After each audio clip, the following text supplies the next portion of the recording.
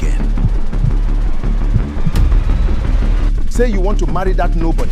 His name is Richmond, and I love him. Love does not pay school fees. Love does not build houses. Look at your hands. Soft hands. Love won't feed them. He is a mechanic.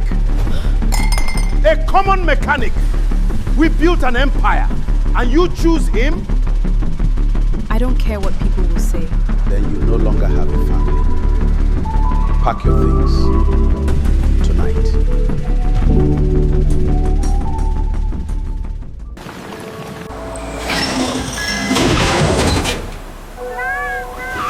She did not cry, not yet. What her family did not know, 7 years later, that same gate would open for them, begging. Hello, welcome back to African Love Chronicles. I so much love my fans. I so much love you guys. So this is a story about finding love in unexpected places. Finding love in places that you never imagined. I would love you to go through this story because it's an emotional one. It's an emotional one. No, she fell in love with a mechanic. She was disowned. They collected everything from her. But still, she chose love. This is a story about love, about sacrifice, about growth. If you're new here, join this family. And if you're a returning subscriber, I love you guys. You are the best. I'm still here because of you guys. Thank you so much. So let's get right into the story. Watch to the end and comment your thoughts. I love interacting with my people. Let's get right into it. Bye. 2 years before the slap, before the disownment, before any of it, Danielle's car broke down on Allen Avenue in the middle of a downpour. She was 23 then, fresh out of university, the pride of the Ease family, dressed in a silk blouse that cost more than most people's monthly rent, stranded on the side of the road with smoke pouring from her bonnet. Madam, please step back small. A voice called out from under an umbrella that had clearly seen better days. He was tall, lean, his overalls stained with grease, his hands calloused in a way that told a story of years of hard labor. He didn't look at her the way most men did, not with hunger, not with the calculation of seeing a rich man's daughter. He looked at her car first.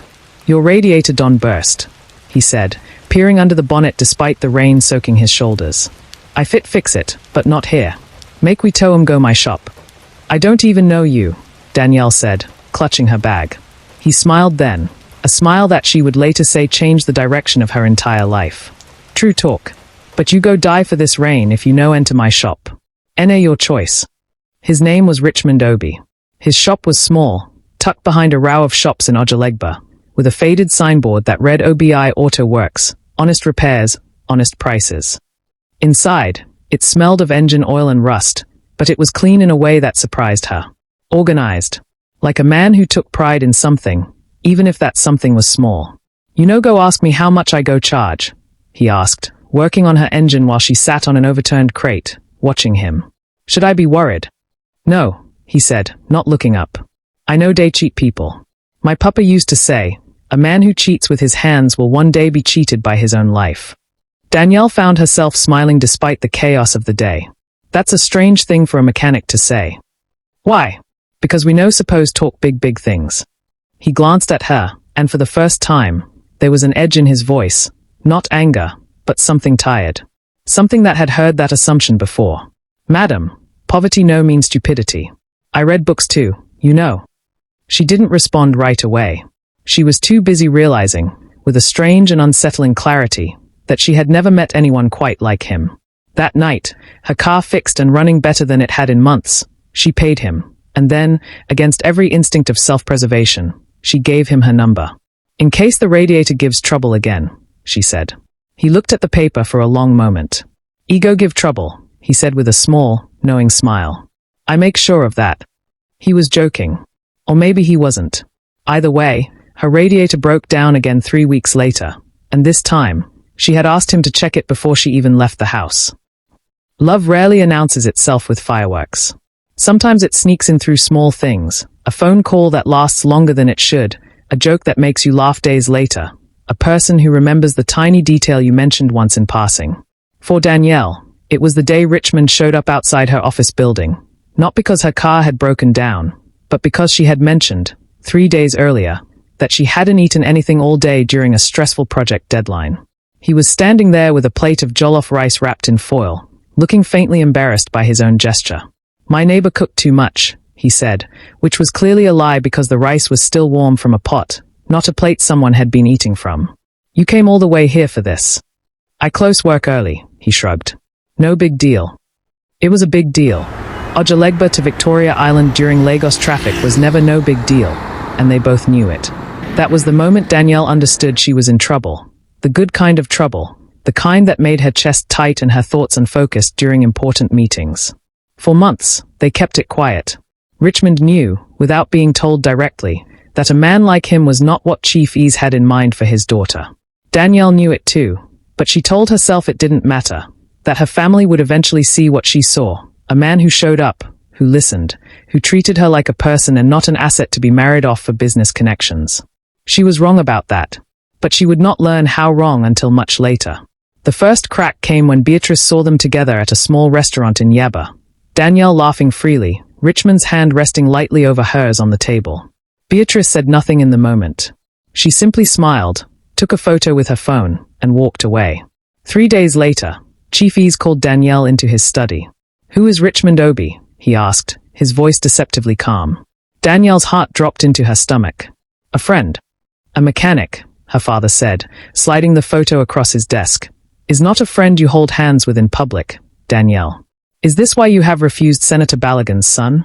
Is this why you keep finding excuses?" "Daddy, End it," he said, his voice now sharp as broken glass. "End it today, or you will force me to do something I do not want to do."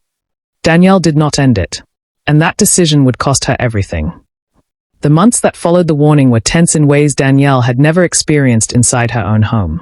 Her mother stopped speaking to her directly, communicating only through clipped instructions relayed by the house help. Her father watched her with the calculating eyes of a businessman assessing a bad investment. Richmond noticed the change in her, the way she flinched at her phone ringing, the way she sometimes cancelled their plans with a shaky voice and no real explanation. "Talk to me," he said one evening, as they sat on the worn bench outside his shop, the Lagos sunset painting the sky in deep orange. "Whatever it is, just talk to me, Danielle. My family knows about us." He went quiet. Then, carefully, and they hate it. They want me to end things with you and marry someone they've chosen." Richmond's jaw tightened, but his voice remained gentle.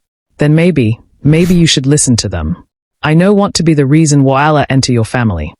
Danielle turned to him, stunned. "Are you trying to leave me?" "No," he said quickly, taking her hands in his rough, scarred ones. "Never that. I know what I am, Danielle. I know what I'm not. I cannot give you the life your father wants for you. I cannot buy you the things he can buy you. I never asked you to. I know. But sometimes love is not enough to fight hunger or shame. I've seen rich women leave poor men when things get hard. I know want that story to be ours." Danielle squeezed his hands, her eyes fist despite the tears gathering. "Then let me prove to you it won't be our story. Richmond, I'm not choosing you because I'm naive. I'm choosing you because for the first time in my life, someone sees me and not my father's money. Do you understand what that means to a girl who has spent her whole life being a transaction?" He pulled her into his arms then, and for a while, neither of them said anything. The traffic noise faded into the background. The smell of engine oil mixed with the dust of evening. It wasn't romantic in the way movies portrayed romance. No candlelight, no string quartet. But it was real, and real was something Danielle had never had before. She didn't know it yet, but that night was the last peaceful one she would have for a long time. 2 weeks later, her father called her into the study again. This time, there was no warning in his voice, only finality. "I have arranged your engagement to Tabena Balogun," he said. "The wedding will happen in 3 months. I won't do it. You will, or you will leave this house with nothing." Danielle thought of Richmond's hands, calloused but gentle. She thought of the warm jollof rice delivered after a long day. She thought of a man who had nothing but had given her everything that mattered. "Then I'll leave," she said. This brings us back to that night. The slap, the suitcases, the gate closing behind her like the final page of a chapter she never wanted to end. Danielle stood in the rain outside Richmond's shop 2 hours later, soaked, shivering, her makeup running, her designer heels ruined by the mud. He opened the door, took one look at her face, and didn't ask a single question. He simply pulled her inside, wrapped a blanket around her shoulders, and held her while she finally allowed herself to cry, really cry, for the first time since she was a little girl. "They threw me out," she whispered into his chest. "My own father slapped me and threw me out like garbage." Richmond's arms tightened around her. She felt his heartbeat, steady and sure, against her ear. "You are not garbage, Danielle. You hear me? Not garbage. Not nothing. You are the bravest woman I know." "I have nothing now, Richmond. No job, wait, I have my job. But no family. No house. No money beyond what's in my account, which my father will probably freeze by morning." "You have me," he said simply. "It's not much. But you have me, and I'm not going anywhere." That night, Danielle slept in the tiny room above his shop, on a mattress that was nothing like the four-poster bed she'd grown up with, listening to generator noise instead of air conditioning. And for reasons she couldn't fully explain, even in her grief, she felt something close to peace. The next morning brought a new reality crashing down on her. Her father had indeed frozen the joint account he'd kept her on. Her university friends, many of them children of her parents' business associates, stopped returning her calls within a week. News traveled fast in Lagos high society, and nobody wanted to be associated with the disgraced E's daughter. Even her job, conveniently, let her go within the month, citing restructuring. Though Danielle suspected her father's influence reached further than she initially realized. "He wants to break me," she told Richmond one night, staring at the ceiling of their small room. "He wants me to come crawling back, begging forgiveness. Will you?" She turned to look at him in the darkness. "Never." He kissed her forehead. "Then we build something he can never take away." They married 3 months later in a small church in Surulere, with 12 guests total, Richmond's mother, his 2 brothers, 3 friends from his old neighborhood, and a handful of Danielle's co-workers from a previous job who had remained loyal despite everything. There was no elaborate reception, no asoebi for 200 guests, no society pages covering the event. Danielle wore a simple white dress Richmond's mother had altered from her own wedding gown decades earlier. It was, Danielle would say years later, the most beautiful day of her life. The early years of marriage tested them in ways neither had fully anticipated. Richmond's shop barely covered their basic needs. Danielle, accustomed to comfort, learned to stretch a budget, to cook on a single burner, to mend her own clothes instead of buying new ones. There were nights of frustration. There were arguments about money, about pride, about the weight of expectations neither of them could escape. "Sometimes I wonder if I made a mistake," Richmond admitted one particularly difficult night, after a customer had haggled him down to almost nothing for a full engine repair. "Not about loving you. Never that. But about whether I can really give you the life you deserve." Danielle, exhausted from a long day of searching for work that never seemed to materialize for a disgraced socialite, sat beside him on their small bed. "Richmond, do you remember what you told me the night my father threw me out? You said I had you, and that wasn't nothing." "I remember. It still isn't nothing. It's everything. I didn't leave a mansion for a man who gives up easily." That conversation became a turning point, not because their problems disappeared, but because they decided, together, to stop seeing their poverty as a curse and start seeing it as a starting point. Danielle, who had studied business administration at university, the same degree her father had paid for, ironically, to prepare her for a marriage into wealth rather than a career, began helping Richmond formalize his shop. She created a simple bookkeeping system. She negotiated better prices with suppliers. She convinced him to start advertising on social media, something he'd never considered necessary. Within a year, Obi Auto Works wasn't just a roadside shop anymore. It had a small staff, a growing reputation for honest, quality work, and a waiting list of customers who appreciated Richmond's integrity in an industry known for cutting corners. But the real transformation came from an unexpected place. One evening, a wealthy businessman named Mr. Adeteyo brought in his luxury SUV, convinced by a friend that the small shop in Ojalegba did better work than the dealership. Richmond fixed a problem that 3 other mechanics, including the dealership's own technicians, had failed to properly diagnose. "You have a gift," Mr. Adeteyo told him. "Have you ever thought about scaling this? Opening a proper garage, certified, professional?" "I've thought about it," Richmond admitted. But I don't have the capital. I do, Mr. Adateo said simply. And I don't invest in people. I invest in character. You have character. That conversation changed everything. The garage that emerged from that partnership bore little resemblance to the small roadside shop where Danielle's radiator had once burst in the rain. Obi Premium Auto Care now occupied a proper facility in Lekki, with certified technicians, modern diagnostic equipment, and a client list that included some of Lagos's wealthiest families. Danielle, meanwhile, had built something of her own, a consultancy helping small businesses formalize their operations, born directly from what she'd done for Richmond's original shop. Word spread. Success bred success. Within 5 years of being thrown out with 2 suitcases and nothing else, Danielle and Richmond Obi were, by any reasonable measure, wealthy. Not his family wealthy, perhaps, not old money, not generational wealth built over decades, but comfortable, secure, respected, in their own right, for what they had built rather than what they had inherited.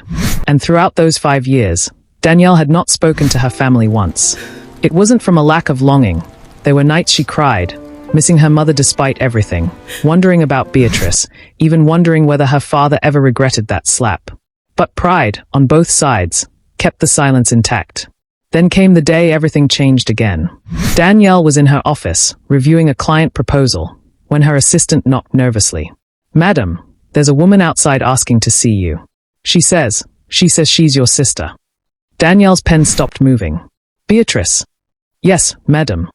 For a long moment, Danielle simply stared at her closed office door, her heart hammering with a complicated mix of curiosity, old hurt, and something she hadn't expected to feel after all this time, hope.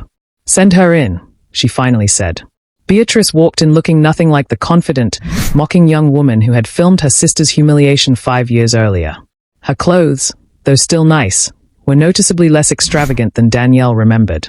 Her face carried a tiredness that hadn't been there before. "Danielle," Beatrice said, her voice cracking immediately. "I need to talk to you. It's about Daddy. It's about everything." What Beatrice revealed over the next hour painted a picture far darker than Danielle had imagined.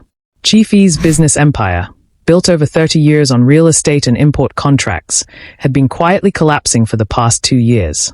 A series of bad investments, pushed by Tabena Balogun, the very senator's son their father had wanted Danielle to marry, who had since become a business partner and, more recently, Beatrice's husband, had drained the family's liquid assets.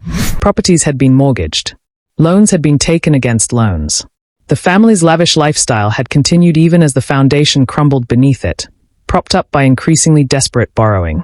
Tabena convinced Daddy to invest almost everything in some real estate development in Abuja, Beatrice explained, her hands trembling around a cup of tea she hadn't touched. "It was supposed to triple our money within 2 years. Instead, the developer disappeared with the funds. It was a scam, Danielle. A complete scam, and Daddy lost almost everything." "And Tabena?" Beatrice's face hardened with a bitterness Danielle recognized all too well, the particular fury of a woman who had trusted the wrong man. Tabena had already pulled his own money out before the collapse. He knew. I'm almost certain he knew, and he let Daddy fall into it anyway, because Daddy had refused to give him more shares in the family business. Danielle sat back in her chair, processing this. The man her father had wanted her to marry instead of Richmond, the safe, respectable choice, had turned out to be the very architect of her family's downfall. There was a bitter, almost poetic justice in it that she couldn't quite enjoy, not when she could see the genuine devastation on her sister's face. "Why are you telling me this, Beatrice? After everything?" Beatrice finally looked up, tears spilling freely now.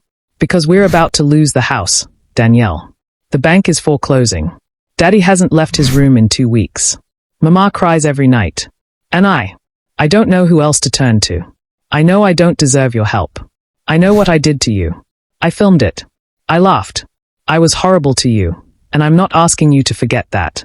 I'm asking anyway, because I don't know what else to do." The silence that followed stretched long and heavy. Danielle thought of the rain-soaked night she'd been thrown out, of her father's hand raised against her face, of years of silence and unanswered longing for a family that had discarded her like she meant nothing. She also thought of Richmond's words from years ago. "Then we build something he can never take away." "I need to think," Danielle finally said. "Give me a few days." That night, Danielle told Richmond everything, watching his face carefully for any sign of resentment toward the family who had treated her so cruelly because of him. "What do you want to do?" he asked after she'd finished. "I don't know. Part of me wants to let them fall. Let them feel what it's like to lose everything. The way they made me feel like I lost everything when they threw me out. And the other part." Danielle's eyes filled with tears. "The other part remembers my mother singing to me when I was sick as a child. Remembers my father teaching me to ride a bicycle in our compound. They were terrible to me, Richmond, but they were also my parents for 23 years before that night. I don't know how to hold both truths at once." Richmond took her hands, the same gesture he'd used the night her father had slapped her, the same gesture that had carried them through 5 years of building a life together. "You don't have to choose between hating them and forgiving them completely," he said gently. "You can help your family without forgetting what they did. You can show grace without pretending the past didn't happen. That's not weakness, Danielle. That's strength most people never find. Even after how they treated you. Treated us." Richmond was quiet for a moment. "They called me a nobody. A common mechanic with nothing to offer. Maybe the most powerful thing we can do is help them, not from anger, but from a place where their words about us don't define what we choose to do. They tried to make us small. Don't let their mistakes make you small now." Danielle leaned her head against his shoulder, the weight of the decision settling differently now. "When did you become so wise, Mr. Obi?" "Since I married a woman who taught me that books in a shop aren't just for mechanics," he said with a small smile. "We grew together, Danielle. That's what good marriages do." Danielle arrived at her childhood home 3 days later, parking her own car, paid for with her own money, earned through her own business, outside gates that had once closed behind her in rejection. The same security guard who had refused to meet her eyes 5 years earlier now opened the gate with visible shame. Mumbling apologies, she waved away gently. Her mother answered the door, and the sight of her, visibly older, thinner, the confident posture replaced with something fragile, nearly broke Danielle's resolve entirely. "Danielle," her mother whispered, her hand trembling against the door frame. "You came." "I came," Danielle confirmed, her voice steadier than she felt. Her father was in his study, the same room where he'd issued his ultimatum 5 years before. He looked smaller somehow, diminished, the commanding presence she remembered now replaced by an old man hunched over papers detailing his financial ruin. "Danielle," he said, not quite meeting her eyes. "I didn't expect you to come. Beatrice told me everything." His jaw tightened with what might have been pride, even now, even in ruin. "We don't need charity." "This isn't charity, Daddy. This is family. Something you forgot how to extend to me 5 years ago, but something I haven't forgotten how to give." He finally looked up, and Danielle saw something she'd never witnessed in her father's eyes before, genuine tears. "I was wrong," he said, the words clearly costing him something significant. "I was wrong about Richmond. Wrong about you. I let pride and other people's opinions matter more than my own daughter's happiness, and I have spent 5 years too stubborn to admit it, even as I missed you every single day." Danielle felt her own tears finally breaking free. "You slapped me, Daddy. You called the man I loved a nobody. You told me I no longer had a family." "I know." His voice broke completely now. "I know, and there's no excuse good enough for what I did. I've had 5 years to think about that night, and every day I regretted it more. I told myself you'd come back eventually, that you'd see I was right, that poverty would break your spirit and you'd return asking forgiveness. Instead I built a life you tried to prevent," Danielle finished. "With the nobody you despised. Instead you became stronger than I ever imagined," her father corrected, his voice thick with shame and something like awe. "I've seen what you and Richmond built, Danielle.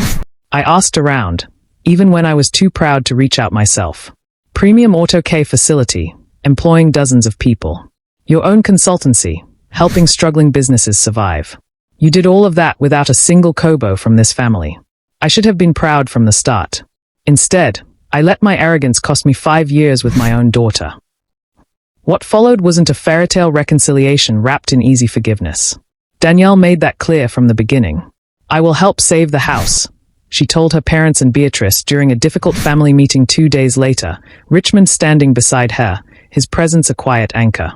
"Not because the past is forgotten, but because I refuse to let bitterness define who I am, the way pride once defined who you were, Daddy." "What about Richmond?" her mother asked carefully, glancing at him with an expression caught between shame and reluctant respect. Will you forgive us for how we treated him?